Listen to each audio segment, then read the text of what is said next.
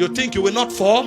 I will fight you until you give up. And it can attack your health, it can attack your finances, it can attack your family. As much as is within your power, take up the shield of faith and defend what is yours. As much as is within your power, shield yourself with prophetic utterances. And even the ones you cannot handle, tell him, it doesn't matter if we are thrown into the fire.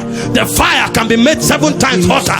We will not bow, for our God is able to save us. Even if he chooses not to save us, we will not bow. Throw us into the lion's den, we can be eaten up by the lion. And God is also able to protect us from the lion.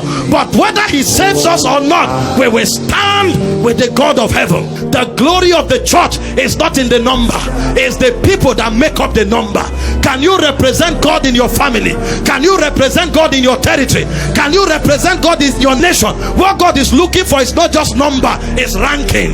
How many men can move the hand of God? How many men can bring the government of God to a territory? That should be a greater pursuit. Why we pursue the number? Because every soul must be won. We must make sure they are discipled until they become ambassadors of heaven. In John 16:33, he said, in this world you will have tribulation. He said, but be of good cheer. How can I be of good cheer in tribulation? Because greater is he that is in me than he that is in the world. Be of good cheer.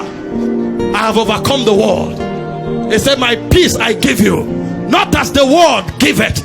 See, there is something on our inside, and we must raise men who can travel to touch the tangibility of those things.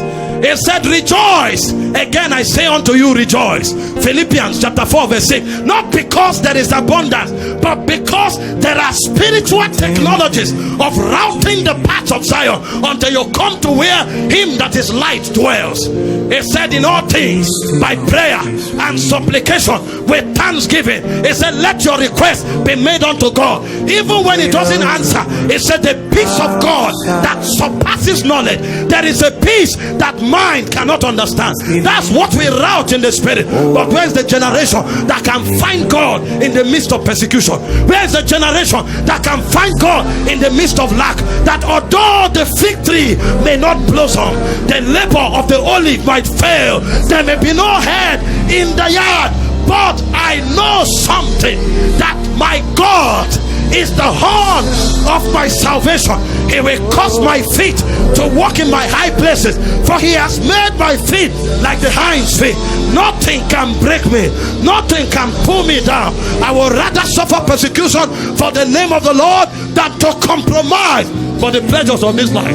He said, when Moses was come of age, he refused to be called the son of Pharaoh's daughter, choosing rather to suffer affliction with the people of God than the pleasures of Egypt, which was but for a season. For he saw him that was invincible. Where is that generation that have the stature to stand until they see him that dwells in the coals of fire?